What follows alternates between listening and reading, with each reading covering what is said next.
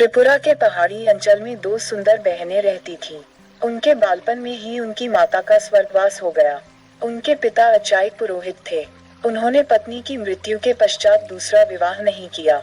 उन्हें भय था कि विमाता उनकी पुत्रियों का लालन पालन ठीक ढंग से नहीं कर पाएगी। पिता के स्नेह दुलार में पुत्रियां पली बढ़ी। अचायक पुरोहित की आमदनी बहुत कम थी। वह झूम खेती स्थान बदलकर की जाने वाली खेती के द्वारा आजीविका कमाता था। उसकी पुत्रियां भी पिता की परेशानी समझती थीं, अतः वे अपने पिता से अनुचित मांग नहीं करती थीं। वर्षा ऋतु में उनके कष्ट और भी बढ़ जाते। कई वर्षों से मकान की मरम्मत नहीं हो पाई थी, अतः बरसात का पानी घर में घुस जाता। यूं तो उनका घर एक ऊंचे मचान पर था, किंतु पानी वहां भी पहुंच जाता। एक दिन दोनों बहनें खेत से थक कर लौटी। पूरे घर में पानी भरा हुआ था। छोटी बहन के मुंह से आह निकली।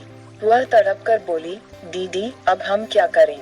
ठहरो, देखती हूँ, शायद कुछ मायादूर भात का बना त्रिपुरी भोजन पड़ा होगा। अभी उसे खाकर ही भूख मिटाते हैं, कहकर बड़ी बहन ने सांत्वना दी। बड़ी बहन ने थैला टटोला, किंतु खाने को कुछ नहीं मिला। सब कुछ बरसात के पानी में भीगकर खराब हो गया था। उसकी आंखों में आंसू आ गए। छोटी बहन का दुख वह सह न सकी।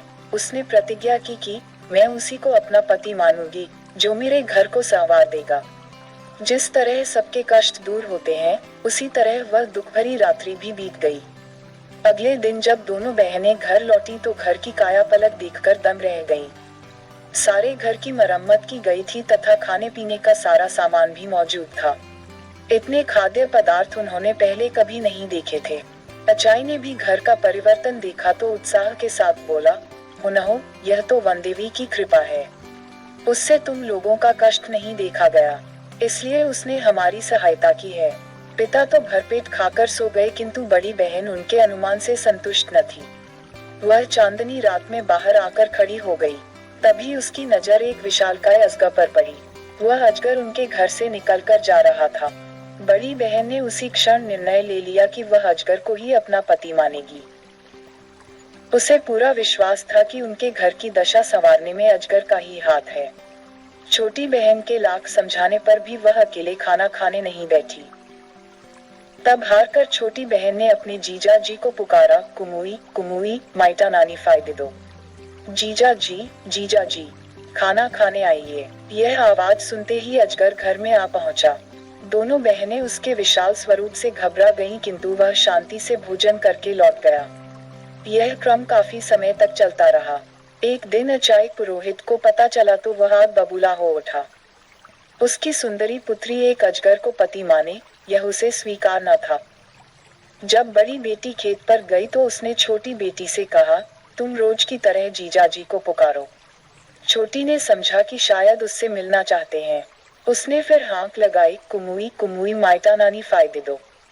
अजगर ज्यों ही मचान के पास पहुंचा और में छिपे अचायक पुरोहित ने तेज हथियार से उसके टुकड़े टुकड़े कर दिए। छोटी फूट फूट कर रोने लगी। बड़ी बहन ने जब अपने अजगर की मृत्यु का समाचार सुना तो वह दुखी हो गई। कुछ ही दिनों में उसके मन में अजगर के प्रति प्रेम भाव जाग गया था। उससे वियोग की कल्पना से वह भयभीत हो उठी। बिना एक शब्द कहे वह नदी की ओर चल दी। छोटी बहन भी उसके पीछे चल दी। बड़ी ने आंखें बंद की और रोती रोती नदी के पानी में उतरती चली गई। बेचारी छोटी उसे पुकारते रही, मत जाओ दीदी, मत जाओ दीदी। बड़ी बहन ज्यों ही नदी में उतरी तो सीधे एक राजभवन में पहुंच गई। जल के नीचे इतना सुंदर महल देखकर वह दम रह गई। प्रवेश द्वार पर उसका अजगर पति स्वागत के लिए खड़ा था। उसके बाद वह वहीं सुखपूर्वक रहने लगी।